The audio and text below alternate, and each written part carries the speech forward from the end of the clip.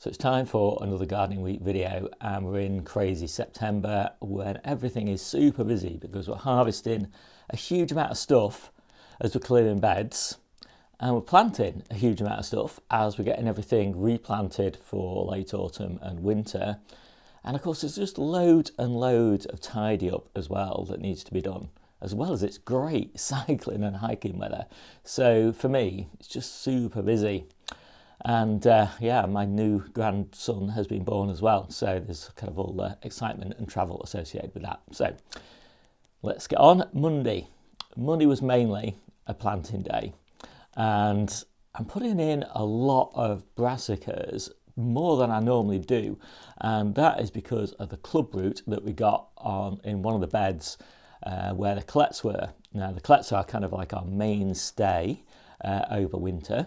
And so it's kind of, what are we going to eat brassica wise during that period if we haven't got the colettes? So just putting in loads of little kales and hoping to sort of harvest, maybe as many as one leaf a week off each of the plants. And there's about 36 plants that I put in. And I've just generally sort of scattered more brassicas in around the patch. And so it's been a kind of frantic period of brassica sowing, and mainly I'm just sowing kales because that's the kind of only thing that I can get to kind of maturity. But I'm also doing quite a bit of kale, and kale is an Asian kale, I think. It's a cross or something, I can't remember the details, but it's a really fast grower. So it does go to seed sometimes a little bit earlier than a traditional sort of Western kale would. But it's just a bit faster growing. So that's a bit of a bonus. So hopefully that will help ease the pressure on the few other kind of Brussels sprouts. And I do have a few colettes and things like that, and obviously lots of cabbages and things like that. So hopefully we'll get through it. Anyway, I got all those little kale plants planted, and I interplanted them all with salad onions. And that's kind of a running theme. Pretty much everything at the moment is being interplanted with salad onions because we've got a lot of salad onions. We eat a bunch of salad onions each every day, and obviously the family has them as well, so harvesting at least 3,500 salad onions a year. So got to just put them in every spot, and sometimes it works and sometimes it doesn't work, and it doesn't matter because the seed's really cheap. So I just sow as many as I possibly can and just plant them everywhere. So the other thing that's a recent addition on our allotment site is that we've now got a regular wood chip supply, which is absolutely fantastic. And so it got me thinking about starting my transition to more perennial planting over time. And that's going to be a running theme over the next decade, really, because, perennial planting is easier, but it's a lot less productive. But as I get older, that's what I want. I want it easier. We won't be growing as much food over the next decade as we've grown in the previous decade. So I'm just gradually transitioning. So one of the things that I did was I took out the old strawberry bed, and that was past best. I think it's about 6 years old, those strawberry plants. And I took out the raised bed that they'd been in and just wood chipped the whole area. And underneath that wood chip, I've planted 36 elephant garlic plants, I think. And I'm just going to let those elephant garlic kind of establish in that bed in a kind of perennial fashion. So I'll harvest some and I'll leave others to sort of just throw up new bunches, because I want to grow them as leeks. And the reason I want to do that is because they just come at the time when our leeks are finishing. So, it's kind of, April, May, early June sort of time. And we don't have that many leek substitutes at that time. So I'm just giving it a go. And we tried it this year and it worked really well. They were really leek-like. So I'm really looking forward to that. I think it'll look really pretty underneath the trees to have all that elephant garlic growing. So I'm just gradually doing that, and I'm doing that in more and more beds. So I'm gradually taking the wooden frames out and just covering the whole area with wood chip and then putting perennial planting in. But it's a slow process, as I said. It's kind of like one bed a year over the next 10 years. And I'll still have loads of annual stuff, but just gradually we're moving in that direction. So Tuesday was just all seed planting. Actually, I had a really bad headache, and so there's nothing really much I could do other than that. And I've got loads and loads of seeds planted and seeds sown. And I'll put them up at the side of the screen so you can see what I got planted. But basically, they're all kind of leafy greens and alliums, and just planting and sowing and sowing and sowing and planting at the moment, just like crazy. This is really, the most condensed sowing and planting period of the year for me. Everything has to go in now, between now and sort of the middle of October. Everything, all the summer planting has to come out. So it's just, it's such a fun, enjoyable time, such a renewal. The polytunnel is an absolute mess. I've never let it go like this before. But to be honest, I don't care, because I'm taking everything out in 2 weeks. So I'm like, what is the point bothering with it when it's all coming out in 2 weeks? So the cucumbers have just been left to ramble over everything. And I've stopped pruning the tomatoes, I've stopped watering the tomatoes, of course, to sort of encourage ripening. It's a mess, but it doesn't matter. So lots of seeds. On Wednesday, I started on the back garden. So really the back garden's been a big focus, because I wanted to get that out of the way. I wanted to get the lawn all sorted for winter. And that meant, obviously giving it a good cut, giving it a feed, giving it a top dress, all of that sort of thing. And so it always looks such a mess when you top dress the lawn, but it's really worth it. And I'm just using spent potato compost. So I find loads of little potatoes when I do that, but obviously I can easily find those. And I do that because we've got really sandy soil. So normally people top dress, and they top dress with a mix of compost and sand. But, our soil is already sand, so I just do it with compost, and then it gets a good water in. And already the lawn is looking really great. It's greened up lovely, and it's just looking in great condition. I've made a separate video all about my kind of very simple lawn care regime. And there's loads of weeds in our lawn because it's organic. And we just keep cutting it, and it looks fine. I mean, it's not going to win any awards for best lawn of the year or anything, but it serves its purpose as a play area. So Thursday, just keeping on working on this perennial bed. So that's all finished now, and I started another one. We're putting in another big climbing squash frame on the allotment, and again, that is another theme as we kind of move to these perennial beds and putting in permanent frames. And so they're big chunky posts that are not going anywhere for 10 years or so before they rot, and just making those a sort of permanent feature, so I don't have to keep assembling and disassembling every year and all that, which I don't really like doing. And the other one worked so well. I was so pleased with that. So just more of that to come. Friday was all about hiking. Honestly, I'm loving the hiking at the moment. And I was meant to be going next week, but I can't. I just my Achilles. I've been doing a bit too much hiking. Anyway, absolutely gorgeous, stunning day up in the hills, walking through the forest, and absolutely gorgeous. Love it up there. Saturday, so one of the things we noticed is that where we have the washing lines, so we're walking up and down all the time, there's a lot of really bad compaction on the lawn.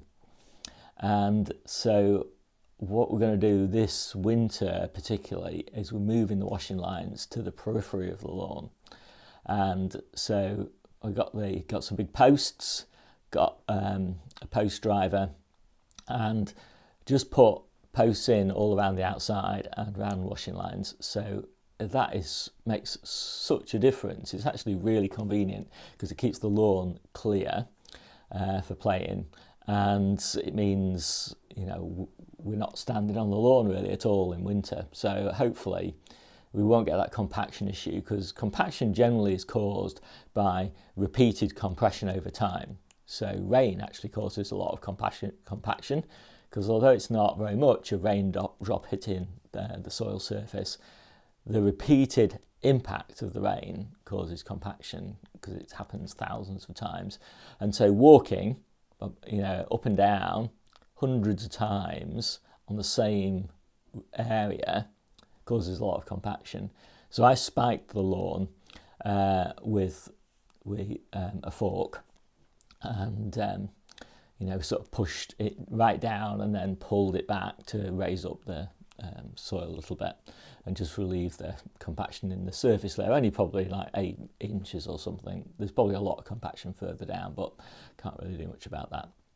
But anyway, as I say, it's looking really good. So if you're interested more in the whole lawn thing, just take a look at that video that I'll release sometime next week on that. So finally, get to the harvest, and it's a good one because, you know, as I said, we're clearing a lot of beds at the moment, so we've got quite a lot of stuff. We haven't got many salads because mainly I'm replanting salads and I don't want to glut, so I've just got just enough salads that's going to scrape through at the moment, so we don't get just like a huge amount in autumn. But yeah, let's take a look. So here's the week's harvest. And I don't quite know what to make of this harvest, you know, because we're kind of in transition. I don't know whether I'm going up or down at the moment. I think I'm up a bit when I thought I was going to be down a bit. But cold nights are coming. The tomatoes are almost finished. The peppers have only got a few more weeks. Yeah, we're kind of running out.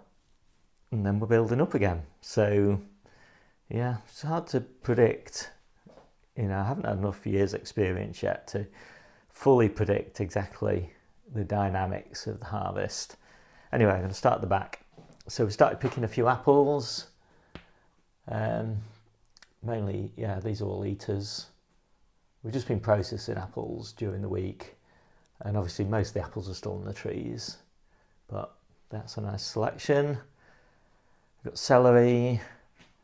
We've got chard. Got herbs, you know, most of the herbs we pick for drying, to be honest, but just a few fresh herbs, and we've got herbs outside the kitchen door. Little bits of garlic, little bits of onions and things like that. These are still our sort of use now box that we're working through. New Zealand spinach, baby chard, little turnips, little radishes. Probably the last of the beans now. We were down at sort of 6 or 7 degrees centigrade a couple of nights ago, and I think the beans pretty much stall, you know, when you get down to that sort of temperature. But sometimes they have a new flush of growth when the temperature warms up again, so who knows. Trumbuccinos and courgettes and ground courgettes. Chili peppers.